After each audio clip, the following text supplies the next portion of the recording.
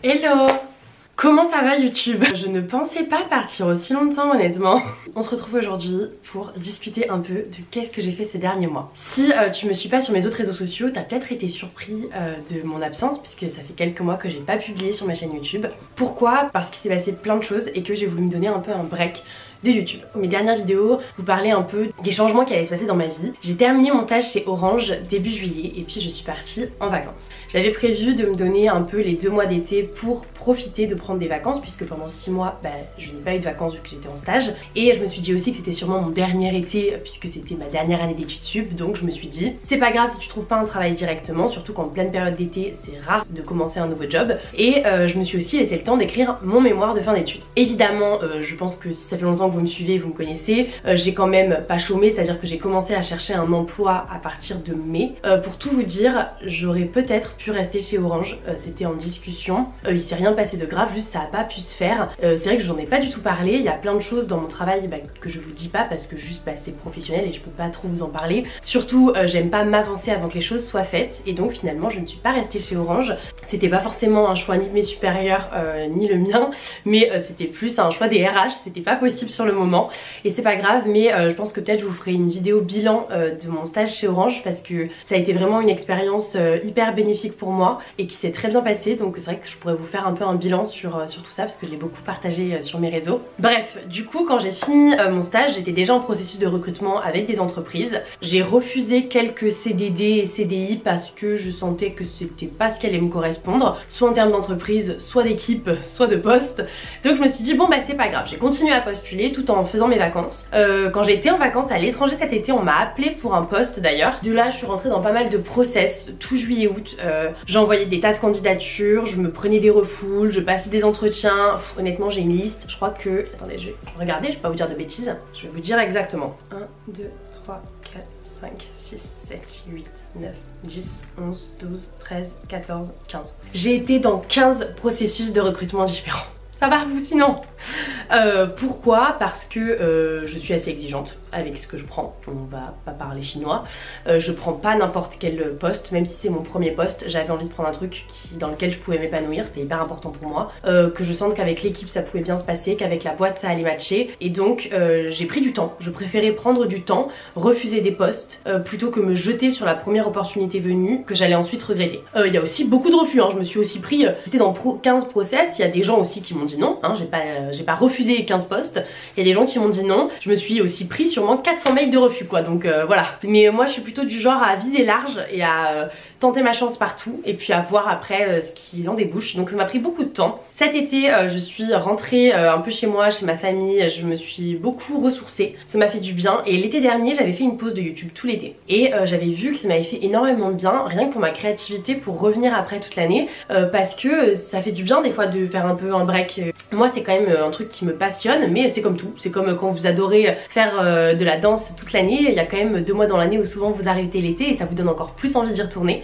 Bah moi c'est pareil, et sauf que là ça a été un peu plus long. Alors comme je vous dis, j'ai pas du tout arrêté les réseaux parce qu'en fait si vous me suivez sur TikTok, pendant 2-3 mois j'ai posté 3 TikTok par jour, tous les jours. Donc on peut pas dire que j'ai arrêté d'être sur les réseaux, j'ai juste créé du contenu sur d'autres plateformes. C'est une plateforme vraiment qui me stimule et qui me donne des tas d'idées. J'ai des tas d'idées de concepts créatifs tout le temps. Je fais aussi un peu un tour de tous mes potes. Je suis allée à Annecy pour faire mon mémoire et donc je suis restée une petite semaine pour voir des potes, j'ai fait plein de choses. Pour vous dire aussi ce qui s'est passé de mon côté, ça a été assez dur cette recherche d'emploi vers la fin parce qu'en fait j'ai commencé ma recherche d'emploi au pire moment je pense où on peut commencer une recherche, c'est-à-dire en plein été quand tous les gens sont en vacances.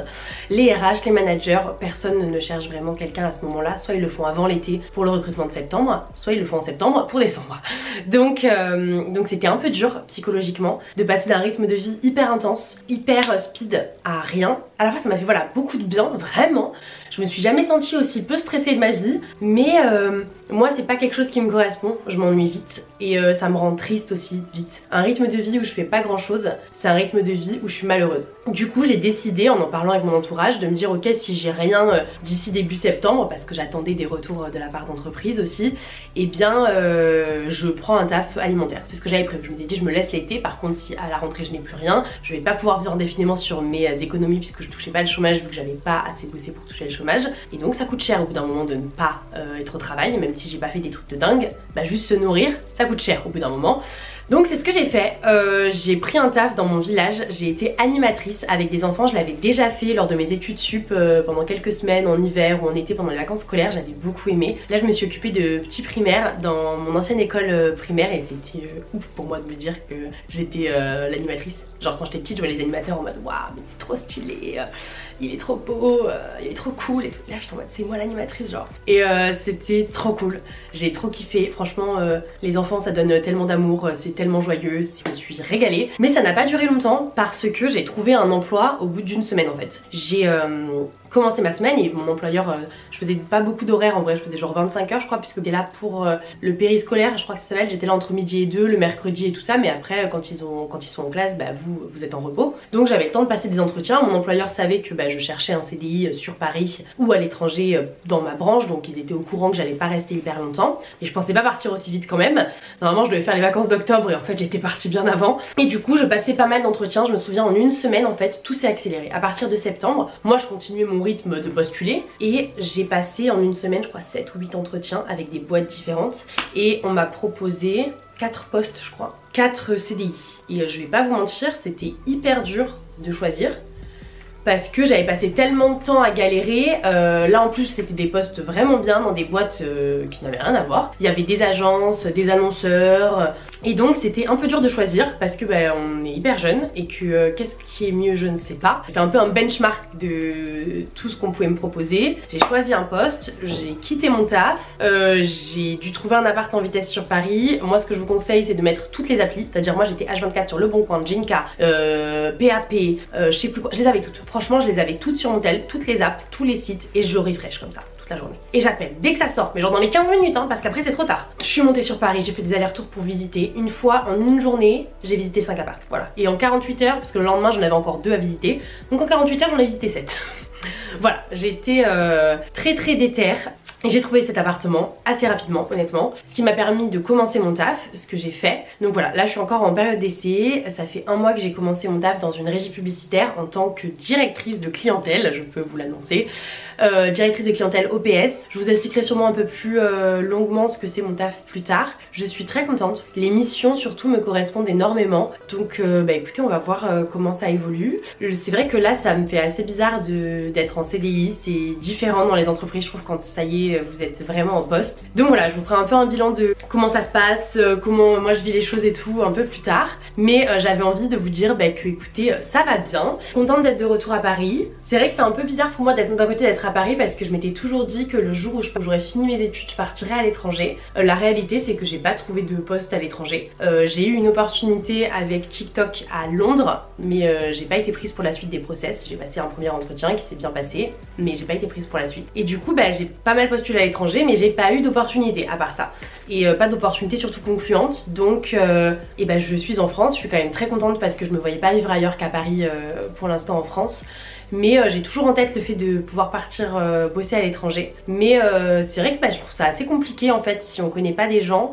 Je pense que mon profil est trop junior pour le moment pour m'expatrier parce que les boîtes peuvent trouver mon profil, enfin l'équivalent de mon profil dans leur pays, donc pas besoin de faire de papier. C'est plus facile pour employer quelqu'un qui est déjà dans le pays.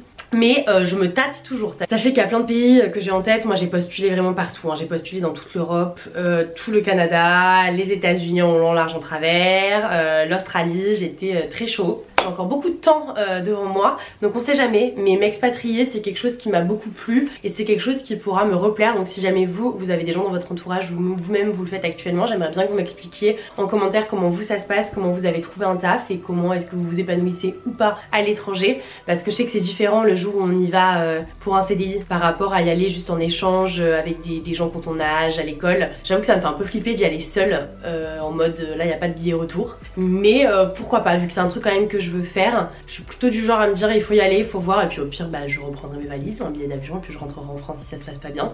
Ce qui est aussi super cool, c'est que j'ai décidé de plus rester sur Paris cette année. Je me confie un peu à vous là, hein. C'est un peu le moment chit-chat du mois. C'est que l'année dernière j'étais un peu à un rythme à 100 à l'heure honnêtement. J'étais jamais sur Paris les week-ends, j'ai pas trop profité de mes potes. Et là j'ai plus envie de rester sur Paris, de profiter de mes potes sur Paris, de profiter de ma vie un peu encore pas étudiante mais quand même où je suis jeune et où je peux sortir et tout, parce que je me suis beaucoup infligée d'aller-retour, de travail et tout, et c'est très cool. Je vais continuer à bosser les week-ends.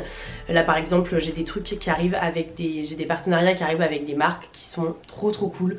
Franchement j'ai trop hâte pouvoir aller faire des tournages, me déplacer et tout, je trouve ça trop chouette. Mais c'est vrai que bah, j'ai aussi un CDI, que je travaille la semaine et que donc si en plus le week-end bah, je travaille et que je suis pas là, même si ça me plaît, il faut aussi que j'ai des moments où je relâche la pression, ou juste je reste dans mon lit une journée quoi. Voilà, on mérite tout ça. Donc j'ai envie ouais, d'avoir un rythme un peu plus chill. Bon. Je dis ça mais moi je me connais, hein. Un rythme chill ça n'existe pas vraiment. Mais j'ai envie quand même en tous les cas de penser à moi et d'avoir plus des moments où je fais des trucs pour moi avec mes potes. Voilà, donc j'avoue que sur la chaîne, je vais être totalement transparente avec vous. J'ai des idées de vidéos que je peux faire sur ma chaîne YouTube parce que j'en aurai toujours et qu'il y a j'ai des trucs en tête.